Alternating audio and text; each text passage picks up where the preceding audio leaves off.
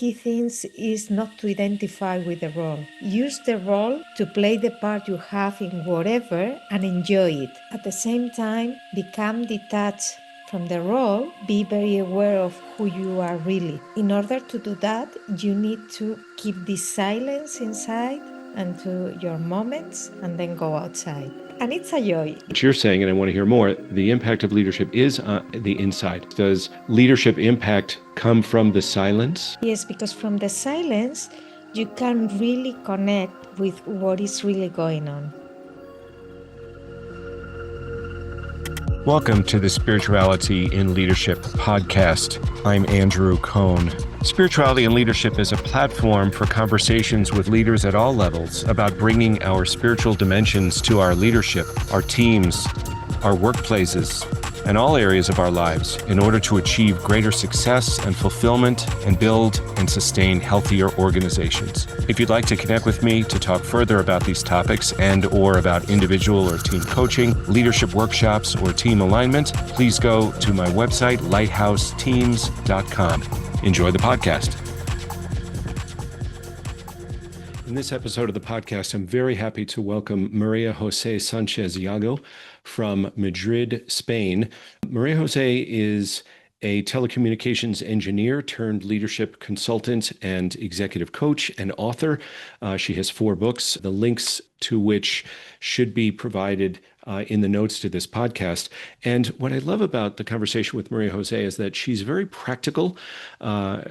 She approaches things, as she says, with her rational mind and her drive to understand, but she also focuses on the inner experience and the power of the inner platform, if you will, the impact of silence, about the opportunity for leaders to experience something different, about experience preceding understanding, and how it's much more impactful for people to have an experience of alignment and clarity and inner calm rather than an explanation. I think that that's a wonderful distinction, an important distinction in terms of what she does. She's just one of these people who brings calm and clarity and invitation to experience something different. And that's a big part of her work as she discusses it. So enjoy the conversation. Welcome back to the podcast. I'm so happy to have with me today my friend and colleague, María José Sánchez from the Madrid area in Spain. And if I'm not getting the area just right, you can correct me. I've known María José a bit, probably a decade or so, through some work with Oxford Leadership and Companions for Leadership in Europe. And we've had the opportunity to connect at a few meetings there. And I don't need to review your background. I've talked about that in the introduction already. But, well, first, let me say, please, María José, bienvenidos. Welcome to the podcast. Oh, I love bienvenidos. It's my pleasure. Thank you for the invitation. It's an honor. Of course. And you have been in the leadership space, executive coaching space, personal development space, maybe more broadly. And then when we talked about the podcast a little while ago, you seemed to go, oh, I have some things to say about that connection between spirituality, especially broadly defined spirituality, and leadership. So maybe we could start with, well, first I should start a little bit with, tell me a little bit about your journey, please, and how you became interested in this work, and maybe highlighting some stops along the way. Okay, the journey. What a question, because you see it from here, it seems like a movie. My journey is my background. My first degree is in telecommunication engineer. So in a way, I have developed my rational part because I love studying. I love going deeper and deeper into questions, trying to understand why and the root causes of everything, from a scientific perspective. And then these inner motivations drove me to psychology, and I also study psychology, but only for the sake of study it. I didn't thought at that time that I was, that was gonna have, a part in my professional life. And then I began to work as an engineer and later as a leader, leading engineers. And I had a great time. But that time I realized that there was kind of joy and different things when trying to explore the leadership field.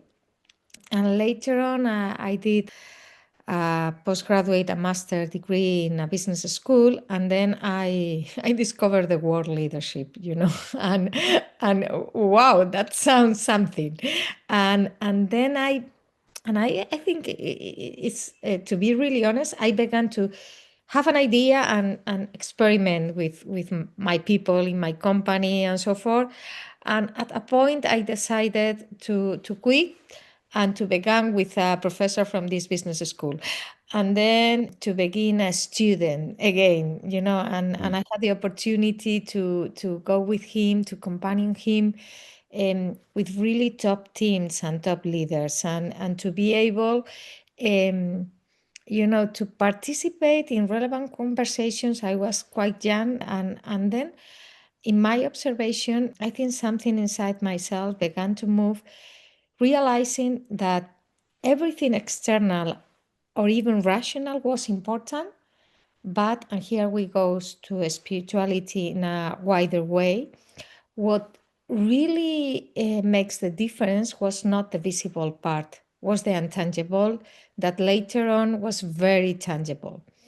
I began to observe leaders who were really impactful, and the impact they had, it was not in their words. It was not a mental space, it was something different. And I observed that, and also I observed that in myself, because coming from being an engineer, developed my leadership journey with companies like high top banks and so forth. My style wise, my style was like kind of, I don't know, not aggressive, but very pushy, and I began to realize that maybe even myself, I was more impactful when I began to deal with silence, and from that space to create something that from where something amazing emerges. So that, and that was like, I would say, 15 years ago or so. And then I began myself to experience with silence and to go deeper and deeper, and till now.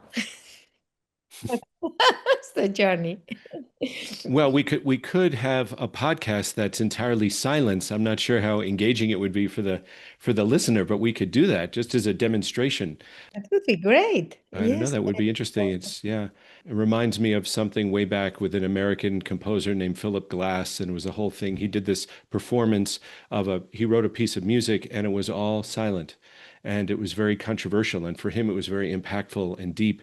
But some other people said this is crazy, and it's not really a thing. Anyway, wow. So thank you for that. And so you recognize not just what was impactful in terms of leaders you were observing, but also with yourself. Absolutely.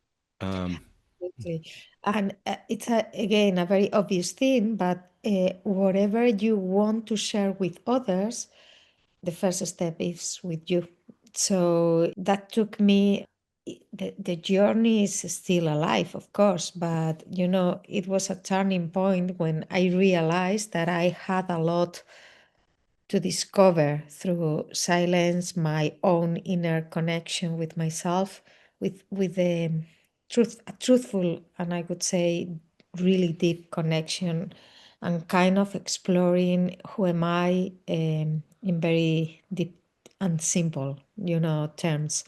And from there is to share with others in the context of, I would say, noisy, wonderful Western life. yeah, and what I'm hearing from you is a bit of sort of a quiet inner part of the journey and then a less quiet outer part of the journey. So kind of withdrawing to within, engaging with others, withdrawing to within. Is it something like that? A bit of a rhythm of that way? Absolutely. And it's a very good description, because that's the way I experience that. I have a very, very busy professional life. I'm the mother of four now young adults. I'm a wife, a lot of things, and absolutely the outside world is very demanding. And that's wonderful in a way, because the roles we play allow us to experience different things. But for me, the key things is not to identify with the role. Use the role to play the part you have in whatever and enjoy it. But at the same time, become detached from the role, be very aware of who you are really. And in order to do that, you need to keep this silence inside and to your moments and then go outside. And it's a joy. It's wonderful when you get this balance, because then you get, from my perspective, the best part of both sides. And in a way, when you are outside, you are much more effective, decisive, and you enjoy the journey. And when you are inside, also are wonderful moments in which you fulfill yourself with energy and you empower yourself in a, I would say, a very differential way. Mm.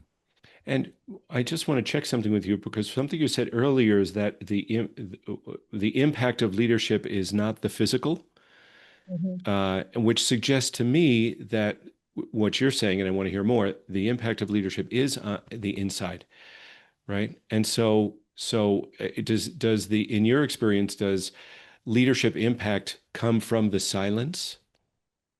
Yes, because from the silence, you can really connect with what is really going on. And with this connection, you make, because when I'm saying it becomes from silence, it's not silence for the sake of silence. From silence, it's like three steps. You disconnect from the outside world, you connect, I would say, with yourself and maybe whoever believes with something that is beyond you.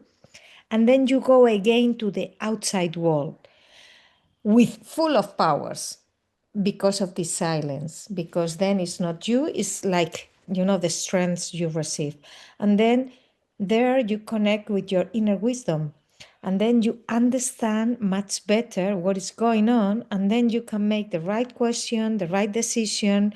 It's you are much more decisive, in your interaction, and even with the people you care, with your teams, with whatever, in terms of relationships. Because I would say you don't use relationships even in a subtle way to fulfill yourself. You are in the relationships to give, because you are so full that you don't need something from the outside.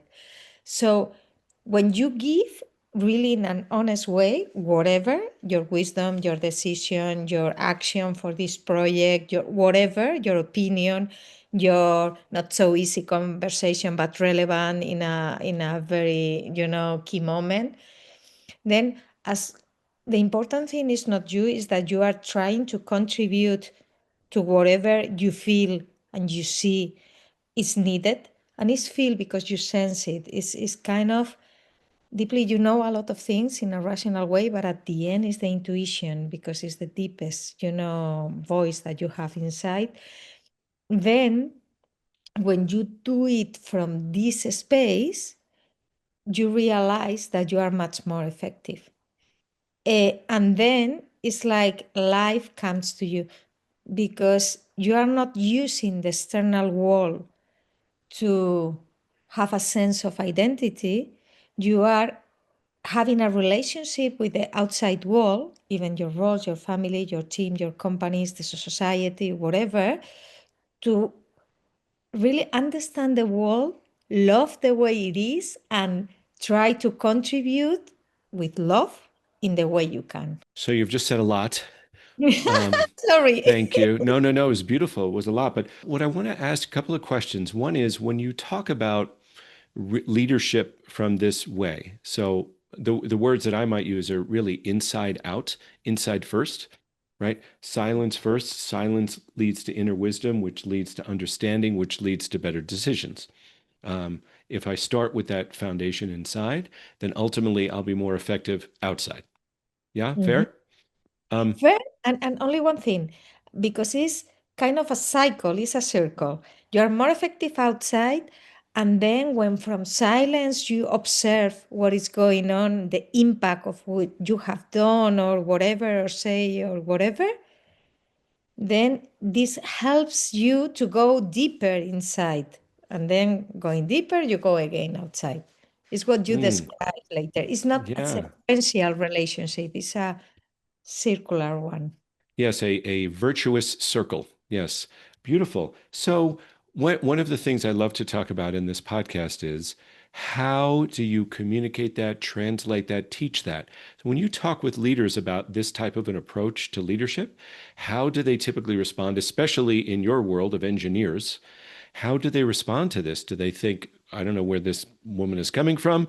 How do they respond? And then how do you bring them along? And we're not here to twist anybody's arm and force anybody to do anything, but how do you invite them into maybe a different way of thinking, into the way you're describing?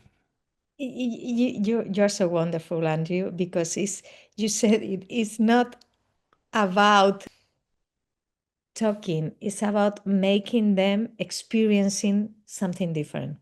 Mm, So it's like, as an engineer or as a rational woman, I can understand and talk their language. hmm It's, you know, easy for me to talk about strategy, to understand the business, to talk from one part.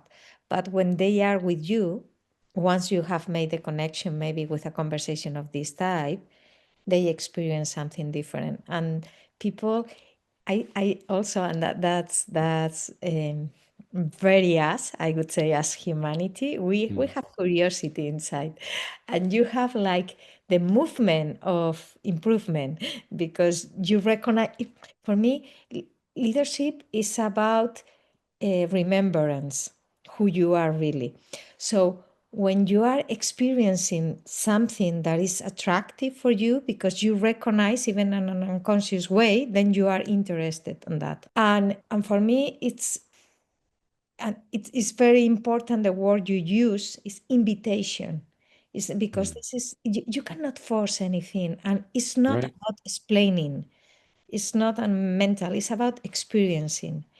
And when you have a great experience with a conversation, creating this space with your team, then you want more because you realize it's a turning point and you realize the time you spend is being much more productive than maybe months of work.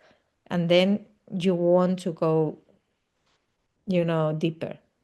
So Mm, it's like invitation to experience without saying that it's an invitation to experience.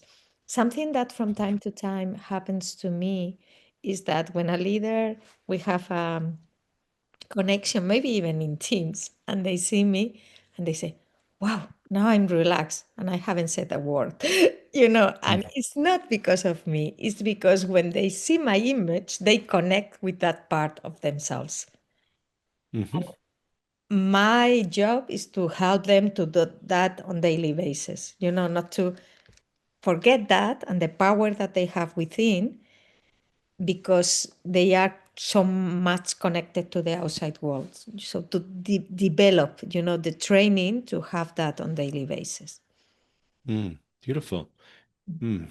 I love what you're talking about in terms of really the invitation and the experience is not okay, here are the 5 steps and here's the rational process and here's the whatever. It's more like, to invite into the experience and then recognize what's happened, what it feels like, what the value of it is, and then to move from there.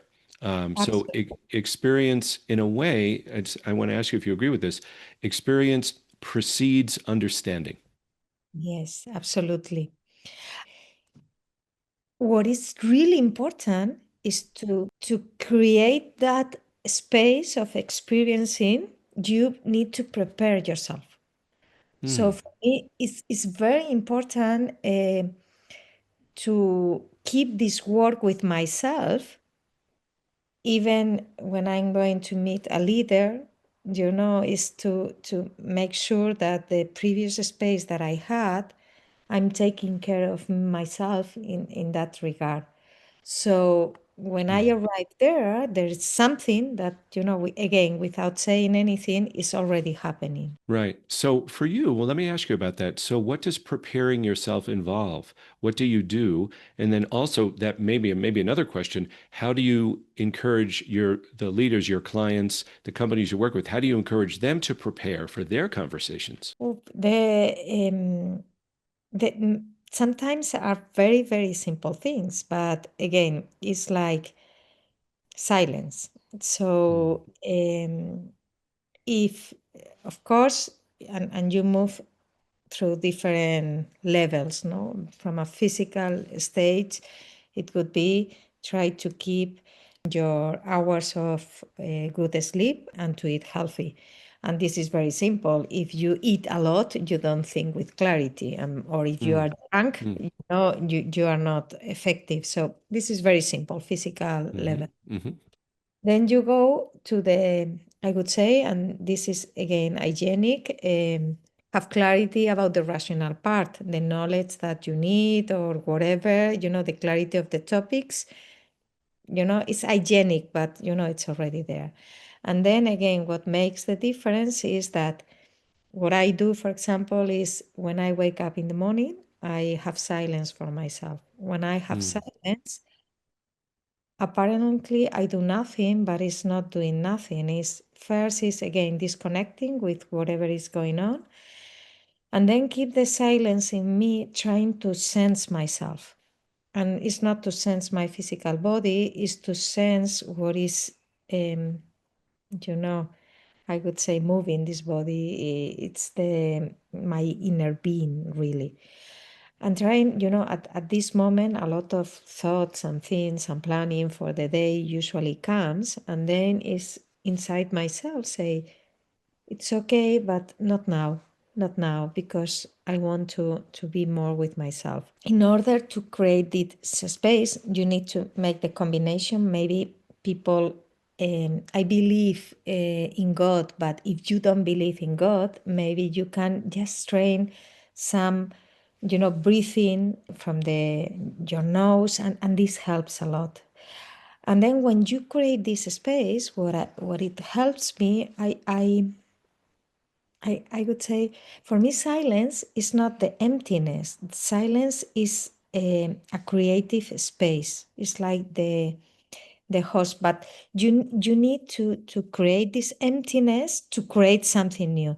And what do I create is like to emerge my inner qualities, my love for the people, my love for the work I do, my joy, my ideas. So it's like kind of invitation for the things that are already there to emerge, but not from a rationalist. To when you concentrate a lot on something, there is a moment in which concentration is not there anymore and you begin to have an inner experience. So it's maybe you can choose a word, whatever. It can be love, it can be trust, it can be calm, it can be serenity. Maybe one leader needs serenity to face any situation. Serenity, serenity. You don't say, but you think it and you concentrate on that. And at a point, you generate this inner experience. And then usually there is a combination with this, and inside yourself, there is an openness and sense of you feel grateful with life. I want, instead of hiding from life, I want to go outside. And then you finish that, and maybe it can be 3 minutes, 4 minutes. You don't, I stay longer, but you don't need to. It's like you spend time eating food, which is great. This is kind of spiritual breakfast that you need in the morning. And mhm, then what is the key thing is to keep this as you have lunch and you have a snack and you have dinner, is to keep these spiritual snacks during the day. I have in my house, I have I have a machine, a small one, but you can do it with the phone. And from time to time during the day, you have a 3 minutes music. mm, And when I hear this music, I stop doing whatever. And then I stop whatever is doing and I become in inner silence. And when we were talking, the music starts. So we were talking about these snacks, you know. Hmm. The spiritual snacks during the day. I Yes. remember hearing that when I went to the Global Retreat Center in Oxford and did a Mhm. retreat there, and they had that. Have you been there? Yes. Yeah. So, and that was amazing. Every hour at the top of the hour, Yeah. everything stops for a minute. Yeah. And that's absolutely great. And even is more impactful because this helps you to reconnect with yourself. Hmm. And then you face a conversation and then maybe you use a technique that is useful for you. For example, but this is the first part is to take care of your inner state when you are going to have this conversation because a conversation can be technically perfect but will not work, will not have the impact you want because you haven't take care of the inner state. But if you Mm. take care of the inner state, maybe it's not the perfect words, but people can feel it, can sense it. So is you take care of that and then you begin with the intention, the why.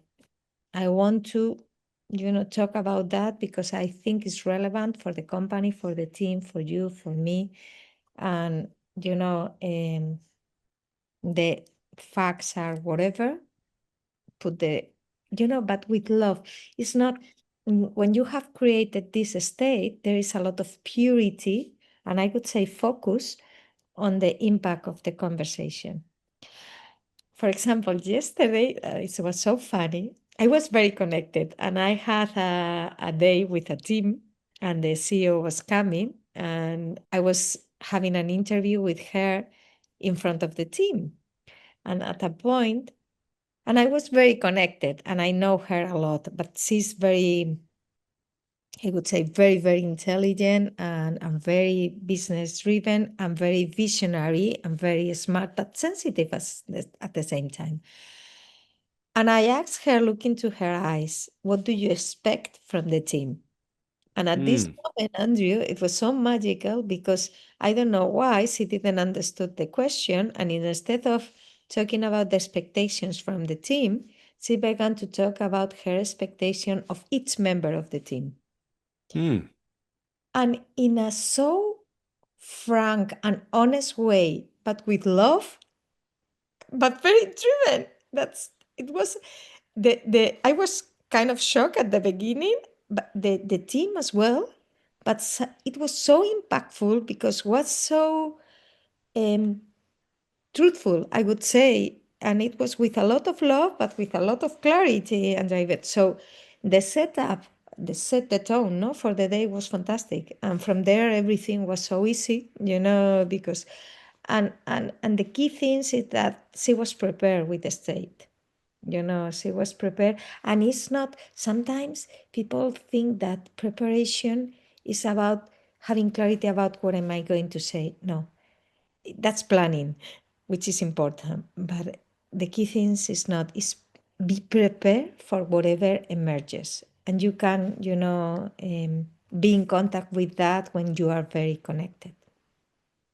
Mm. Yeah. So I'm hearing the impact of preparation as an interaction, not Yeah, just a strategy and an agenda, and which is all so important. yeah, But how am I showing up? Not just with what tools am I showing up? Yeah. absolutely. The inner Beautiful. state is basic. Yeah, and I also hear you talking about things. I mean, this is a spirituality in leadership, and I hear you talking about things that could touch upon spirituality, perhaps, like when we're tuning in, what do we do to check in with the silence? I'm hearing about meaning and purpose, although I haven't heard those words, but I hear you speaking about that, about intention, about alignment. To me, those are all things that some people might label spiritual, those deeper dimensions that, and I think that's what you're talking about, is how do we bring those deeper dimensions, not just for our own fulfillment, but because the impact is better. Yes, no, absolutely. And it's true. It's not the words, it's the how you internalize them and Mm. how do you make them real on daily basis in a simple way. in the way you look at the eyes, in the way you have breakfast, in the way you show up in the office. And so when you keep that in mind, things goes to another place. Mm, right.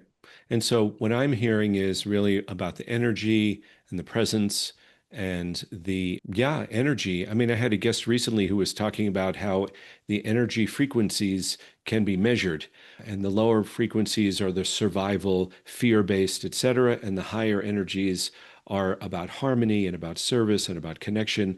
And you're talking about demonstrating that. That's what I hear. Yes, and but if I may, it's like eh, maybe for my to protect myself, maybe I'm saying that is like I don't try to demonstrate anything just to show. Mm, I mean, this is very connected with the invitation. It's just experience the benefit. But there is, for me, is when experiencing to see the benefit and the impact, you need to be self-disciplined. It's like, and that's funny as well, because nobody expects to go to the gym and in 2 days have really muscles or be hmm able to run a marathon or whatever. We don't have this expectation. But in a way, we expect to have 2 days of meditation, silence, or leadership workshop, and everything will change. And that's not true, because the key things is to bring that to daily life. And in order to do that, it's important to be self-disciplined. And for me, self-discipline is the key for freedom. When it's like a musician, when you have a lot of self-discipline, you don't need to read the music because you feel it and then you go to a higher level. And with these things is the same. Is self-discipline is to be constant in practice every day, every day, every day. uh, Allows you to go to a higher level. But this doesn't happen in 2 days, even though in 2 days can be a lot of benefit. But you need to be, and that's something that we we lie to ourselves when you go to spirituality or to the intangible, and we think we can fix, and when we don't do that, then we say, see, it doesn't work, and we Mm, go to the rational part. And it's not that, it's like one thing is to know which is the way, and another thing is to go through the way, to walk mm, through. mm, mm. Yeah, beautiful. And when I hear you use that example about going to the gym, I know even for me in getting to the gym, which by the way, it's always for me, it's always harder to get to the gym than actually to work out. The hard part is getting to the gym. Do you find that to be true too? I know for me. But the idea that like I know for me, and let's see if this metaphor extends, I feel better when I go to the gym, even if it's you're not talking about translating to muscles or sort of long-term impact. But the day that I go to the gym, after going to the gym, I feel better. Even if my goal is to build something, I may not have built it that day, but incrementally it feels right. It feels like I know I'm doing something well for good for myself and for my health and for my life. And maybe it's the same with what you're talking about. If I'm tuning in, if I'm practicing self-discipline, even though I'm not a fully evolved human, it feels better.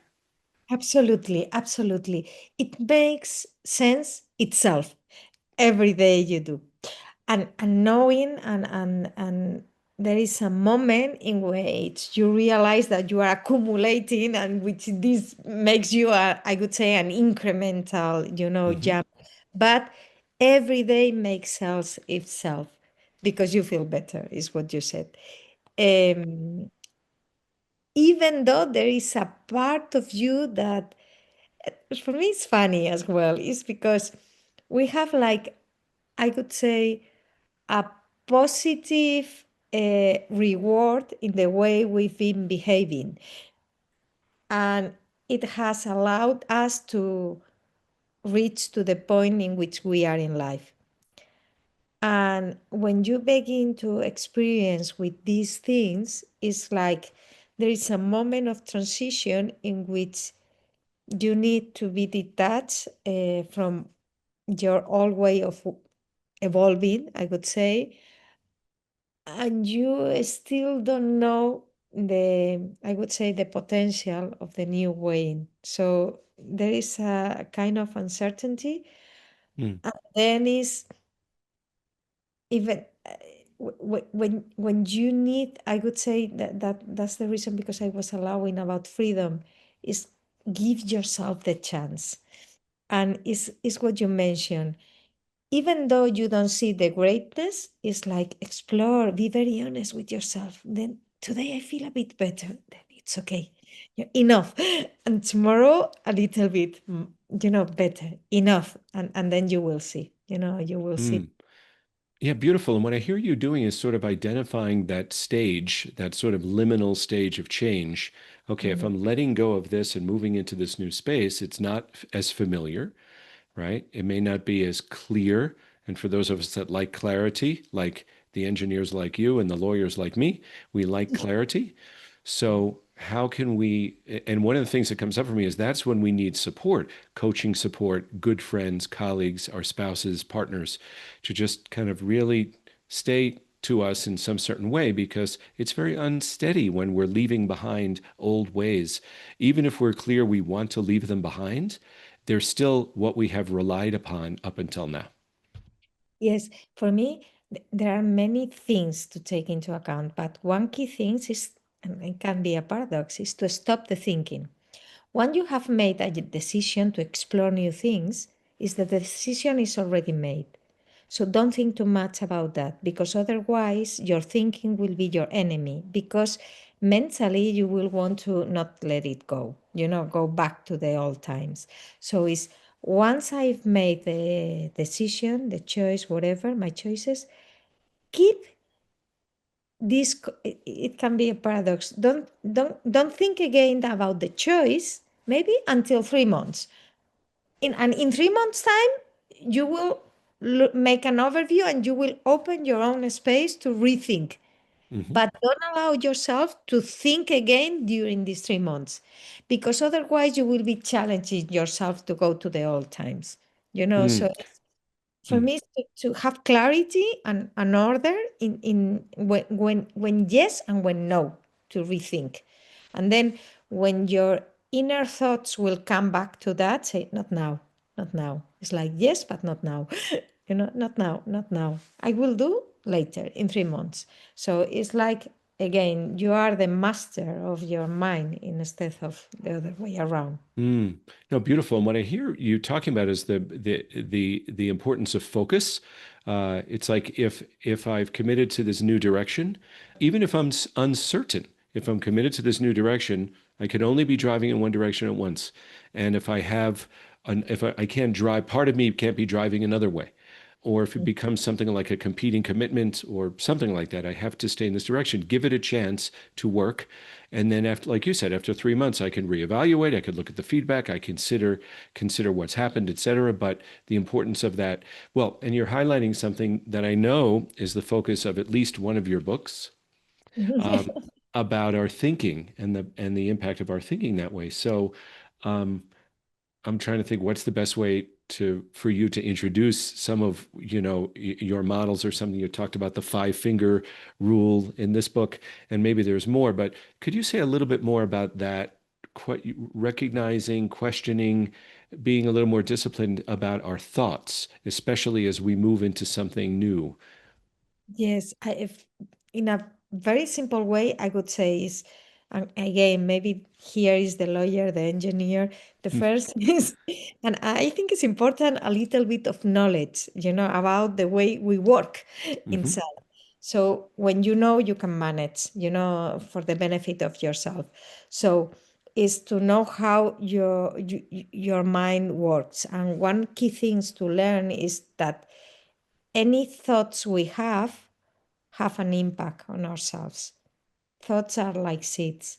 So it's very important to understand that whatever you're thinking is not neutral for you, for your life, for your leadership, for whatever. It is always having an impact. And we have the ability, each of us, to choose what to think. But we have forgotten about that because we have experienced so many things in our lives that whatever is recorded in our body, in our life, is pushing our mind to think in other ways. Mm-hmm. So at that point, you need to do, I would say, the finger rule is not new, but it's, I would say, ancestral wisdom is first, you are the protagonist of your life. You and only you are the owner of your thoughts and your feelings. This is the first finger. The second finger is not going to be easy because the luggage is so heavy for many years. So you will need to make an effort. This is the gym. Okay. The third, Mm-hmm. to know, to have a little bit of knowledge of the thoughts that helps you to weigh the way you want in the way that you will lead and the ones that will not help you. And here it's very important. These are subtle, but thoughts or words that will put you in connection with actions, not going to the past, not going to the future, not going to comparison, not dealing, not being detached of the script that I had for a situation. And when you get rid of these, I would say, rubbish thoughts, and you focus on the thoughts that will build, will be constructive with the situation and with yourself, and these thoughts are very connected with your inner state, again, who you are, then you can develop, because the third finger is this knowledge, is the fourth that will be to observe, the gym of observe, what am I thinking now and later, and then to substitute the ones that will help from the other ones. And the key things, and if I may, is when you go deeper to identify the thoughts that will help you, not related with the situation, but with who you are. This is the third book because it's not in English, but this was basic leadership. So for me, the title is Go Back to the basic things that you identify with yourself. When you are happy, you are more productive. When you love what you do, projects are easier. When you love your colleague at work, then collaboration is natural. When you are peaceful, you make better decisions. So again, is connect with my deeper inner state to have thoughts that will help me to evolve in the direction I want. Mm-hmm. Love it. Again, it's a great example of that inside out, starting with the inside. Yeah, beautiful. So the five finger rule you're talking about is from this book called Better Life, or full title, Once Upon a Time There Was a Person Who Wanted a Better Life. And maybe this person is you or anyone that is Yeah, listening to us. beautiful. And this book is in English. Yes. Is this book, by the way, is this available on Amazon and Yes. online that way? And then your other books, I think, are how many others? There's like three others. Are three others, but these are only in Spanish. Is Okay. the second one is about habits, is the evolution of the first one, but I would suggest to begin with the first one, which is great. And the third is the one you saw, and the fourth is a chapter in a book that is for movements to go through a crisis. But Hmm. again, all are very connected. Yeah. Could you, for people who are listening who do speak Spanish, could you say the titles of all the books? All of the okay. And if you want, the one in Spanish, the first one that you have is Érase una vez una persona que quería vivir mejor. Vivir mejor. Okay, that's the first one. The second one is Érase una vez una persona que quería cambiar sus hábitos. Can you hear me? Yes. Okay, because something in there. Yeah, for those of you who are for those of you who may be listening on Apple or Spotify, Maria Jose has walked over to her bookshelf and she is demonstrating the books. She is showing us the books. Okay. Thank you, Andrew. The third one, which is the baby, this is, from this year, is basic leadership, liderazgo básico. It's in Amazon as well. And the fourth one, the chapter in which is crisis, transformación y evolución. Here is the chapter that I mentioned. So these are the books, and the title in English, you said already, no? The first one. So these are the Beautiful. again, and one thing that is important for me, the books are not my books. We talk about that, you and me before. It's like I'm kind of translator of things that belong to humanity trying to put them in a very simple way, so that this will allow people to take them to their lives. That's the purpose of all the books. Beautiful. Well, I know the impact of your work. I've seen it. I've experienced it in our conversations. If people want to learn more about you, where do they go? Do they go to a website? Where do they go if they want to learn more? I don't know if you can learn from me. Sorry, Andrew. Well, if people want to find you and they, Yes, it's like, okay. No, thank you. It's I have LinkedIn in María José Sánchez Yago. I'm really happy to connect with whoever. I also have a web page. I have two indeed. Three I have. One is sanchezyago.com. Okay, www. That's my personal one in which I have. And then I have two companies. One is a leadership consultancy, which is creatiahuman.com. And there is another one which I love. It's a new baby as well. It's a leadership platform, which is aceleratuliderazgo.com. We will publish that because what I try to do in this platform is to condensate all the things that I have learned during these more than 20 to 25 years of leadership experiences with companies. And I put them in a very simple way to make them accessible to many people. So what I did there is to make a journey of leadership programs with very small videos from 2 minutes to 10 minutes the maximum, and then you can have your own roadmap. And I'm really happy with that. This is new from the last 2 years, and now I have really big companies experiences with them. And the platform is called Lidero. Lidero means I lead in Spanish, so. Beautiful. And Lidero, we Creatia can, Human, and Sánchez Yago. And Instagram as well, and these things. And I have a canal YouTube. Thank you so much. And thank you so much for sharing your wisdom. I always feel as though we could talk for another few hours. Yes, you make it so easy, and for me, easiness is a quality. So Andrew, you when someone is with you, it's like being at home, which is great.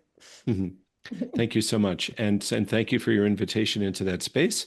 Look forward to continuing the conversation. And thank you so much for being a part of this conversation. As I said at the beginning, I'm honored. So perfect, brilliant. Thank you for listening to Spirituality in Leadership. If you want to access this wealth of knowledge and insight on a regular basis, please subscribe to the show. Join the network of leaders who want to do and be better. You can go to the site spiritualityinleadership.com or your preferred podcast platform to catch all the episodes and learn more. Until next time, take good care of yourself.